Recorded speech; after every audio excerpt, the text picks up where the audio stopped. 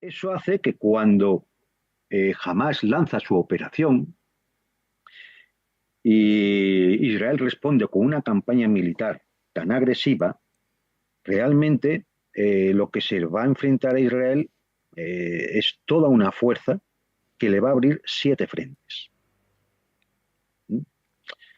Ninguno de alta intensidad.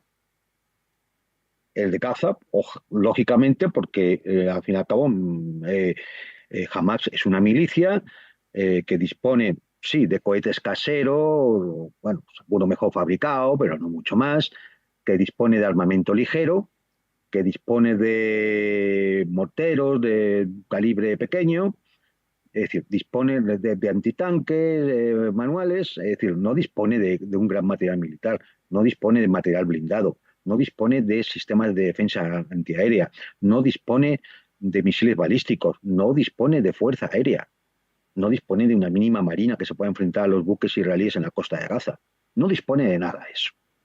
Entonces, bueno, pues estamos en presencia de una guerra simétrica donde el objetivo de Hamas simplemente es resistir y evitar que le venzan, es decir, evitar la derrota, porque su no derrota es la derrota del enemigo en un enfrentamiento asimétrico. ¿Mm? Pero a Israel se le abren más frentes. Se le abre un frente en Cisjordania, con la revuelta permanente, una especie de intifada palestina, de Cisjordania ocupada, no recordémoslo, ocupada por el ejército de Israel, y además llena de colonias israelíes ilegales, según resoluciones de Naciones Unidas. A Israel se le abre un frente en la propia Jordania que puede desestabilizar el Estado jordano, que tiene que hacer auténticos equilibrios, porque su población aspira a apoyar a los palestinos, y Jordania es fundamental para Israel porque es un poco una garantía de estabilidad en una buena parte de su frontera. Se le abre un frente en el sur del Líbano, con las milicias Hezbollah, que no han dejado de hostigar a las fuerzas israelíes en todo este tiempo. Y eso ha provocado que cerca de 200.000 habitantes de Israel, de las zonas del norte cercanas a la frontera con el Líbano, hayan tenido que ser evacuados, con el consiguiente perjuicio que eso conlleva. Se abre un frente en los altos del Golán, sirios, ocupados también por Israel, donde las milicias sirias y las milicias iraquíes hostigan también a las fuerzas israelíes.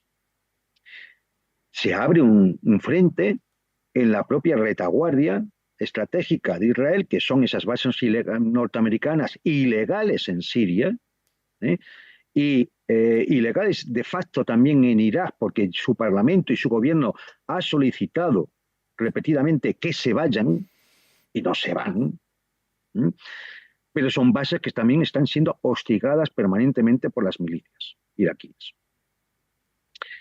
Y se abre otro frente en el Mar Rojo, con el bloqueo del estrecho de Bab al-Mandeb por las milicias yemeníes, que de una forma muy inteligente,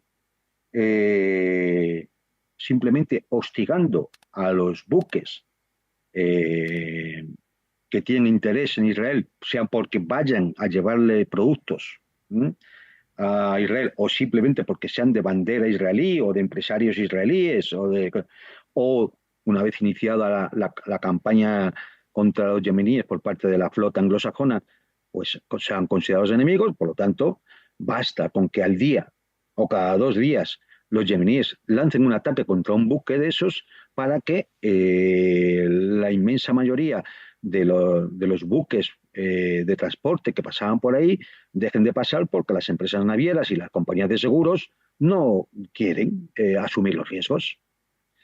Eso significa que gran parte de todo eso tiene que dar la vuelta por el Cabo de Buena Esperanza en África y recorrer, en vez de 8.000 y pico kilómetros, por ejemplo, desde China, recorrer 14.000 kilómetros, casi 14.000 kilómetros. Eso significa mayores costes, mayores importes de los fletes, mayores costes en los seguros, y sobre todo si son barcos que van a Israel, un daño económico considerable. De hecho, uno de los grandes puertos de Israel está prácticamente a menos del 50% de su actividad porque no llegan los barcos. Como digo, pero este frente es que además el del Mar Rojo es que simplemente por existir, por ese bloqueo en el estrecho de Bab-el-Mandeb, bloquea el canal de Suez.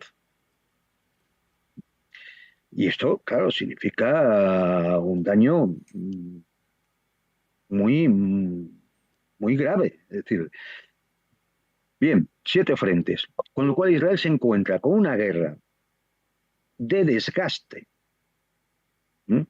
Una guerra de desgaste prolongada en el tiempo, porque vemos cómo la campaña militar, que iba a ser una cosa de pocas semanas, un mes, 2 meses, ya se va alargando y vamos hacia el 7.º mes.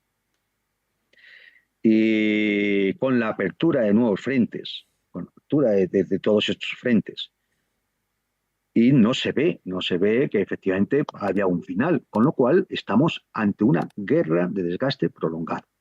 No es una guerra de desgaste industrial como la ucraniana, porque no existe esa intensidad de los combates y de consumo industrial de producto y de bajas, pero es una guerra de desgaste que poco a poco va va debilitando la capacidad de resistencia del Estado de Israel. Hay otro frente más, el frente interno. El frente interno que podemos analizarlo o identificarlo en 2 actores. Uno, la propia oposición israelí, del pueblo de Israel, al gobierno de Netanyahu.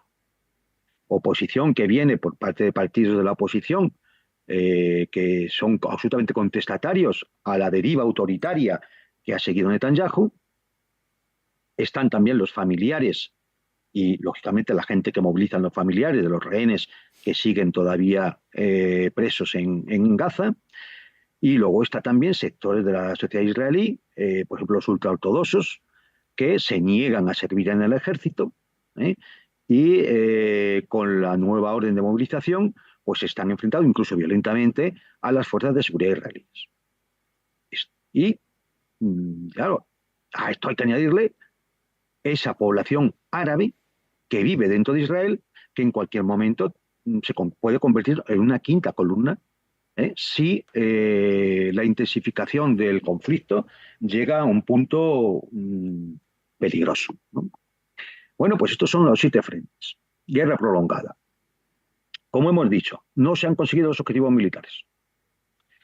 No se han conseguido liberar a los prisioneros, a los rehenes. La imagen del Estado de Israel, la imagen internacional, ha caído por los suelos, como nunca desde el año 47. Es decir, no hay ciudad del mundo que no haya sido testigo de manifestaciones anti-israelíes y en apoyo de Palestina. Es más, en las capitales europeas han sido masivas. En los Estados Unidos han sido masivas. Hasta el punto que el infame gobierno alemán ha prohibido esas manifestaciones.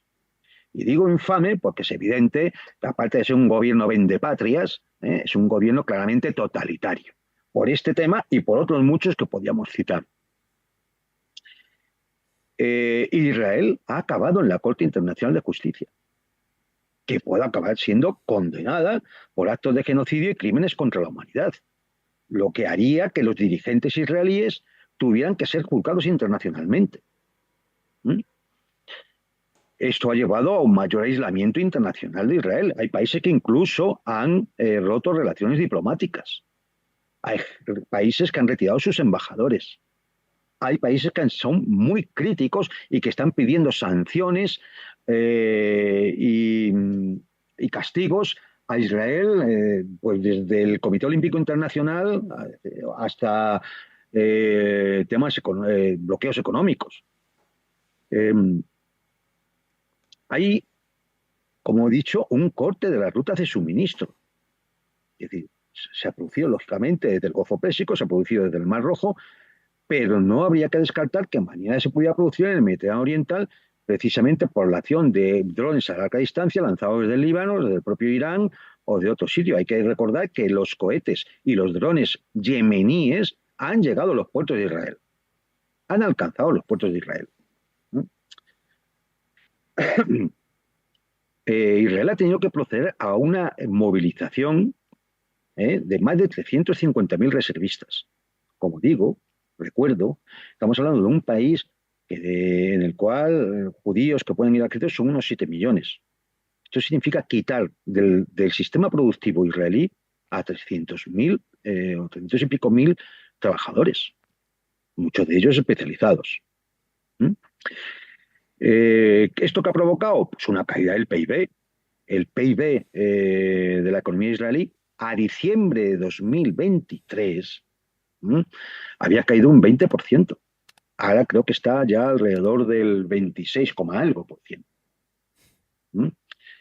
El consumo ha caído un 27%, la inversión un 68% y el turismo a niveles mínimos. Es decir, la economía israelí está en una situación muy grave, que cómo lo va soportando con un aumento terrible de la deuda. Se está endeudando. Es verdad que tiene el apoyo de los Estados Unidos y que lógicamente Netanyahu cuenta con eso eh, para intentar de alguna forma evitar, ¿no? un crack económico y un colapso, ¿no? Bueno, esta es la realidad de cómo está el teatro de operaciones en estos momentos. Y se produce el incidente del consulado de Irán en Damasco.